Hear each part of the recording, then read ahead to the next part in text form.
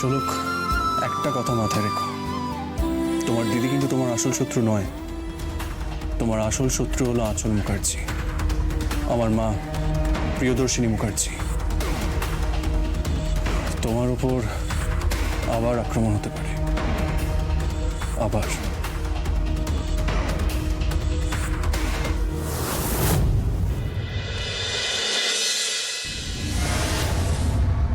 একটা কথা কিন্তু আমাদের সবসময় মনে রাখতে হবে, কোনো সময় নষ্ট করা যাবে না। আসতে পারি? আমার তুমি তুমি এখানে কেন? আমি এখানে আসতে পারি না? না, তা নয় সঞ্জয়, আসলে তুমি তো শত্রুপক্ষের শিবিরে, তাই মম একটু অবাক হচ্ছে। শিবির তোমরা বানিয়েছো, তুমি আর মম। এইসব কথা এখন থাক। কি জন্য এসেছো, কি বলতে এসেছো বল। শাড়ি আমার স্ত্রী। হ্যাঁ তো মম, তোমরা কেন আমাদের জীবনটাকে নষ্ট করছো? আমাদের এখনো পর্যন্ত ফুলসজ্জা হয়নি, আমাদের এখনো পর্যন্ত মধুচন্দ্রিমা হয়নি, আমাদের এখনো পর্যন্ত কিচ্ছু হয়নি। আমরা নামেই স্বামী স্ত্রী, কোথায় সংসার করছি? সেটা তোমাদের ব্যাপার।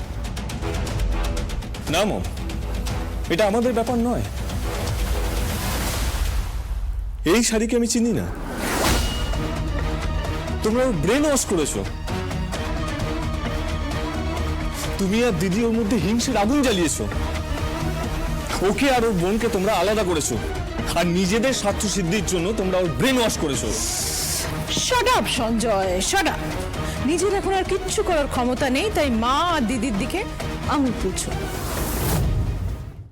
মম অ্যাকচুয়ালি কি বলো তো ব্যাপারটা, সঞ্জয় তো নিজে থেকে কিছু করছে না, ওকে শোলক যা বুঝিয়েছে ও সেটাই বুঝছে। আচ্ছা সঞ্জয়, টেল মি সামথিং, আমরা কেউ নই? এই কথাটা তুমি বলছো? তোমাদের কাছে তো বিজনেসটাই সবকিছু, আর কারোর কোনো মূল্য আছে? ডোন্ট ক্রস ইউর লিমিট, নইলে তুমি কিন্তু আমার কাছে মার খাবে। সে মা হিসেবে তুমি আমাকে মারতেই পারো, কিন্তু আমাদের সম্পর্কটাকে এভাবে বিষিয়ে দিও না। আমাদেরকে একটু নিজেদের মতো করে বাঁচতে দাও। তোমরা কেন এমনটা করছো? তুমি তো মা, তুমি এমনটা কেন করছো? লুক সঞ্জয়, শাড়ি অ্যাডাল্ট,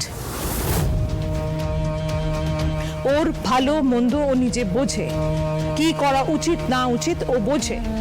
আমরা কেউ ওকে ফোর্স করিনি। আচ্ছা মম, সঞ্জয় যখন বলছে যে আমরা শাড়ির ব্রেন ওয়াশ করেছি বা ওকে অনেক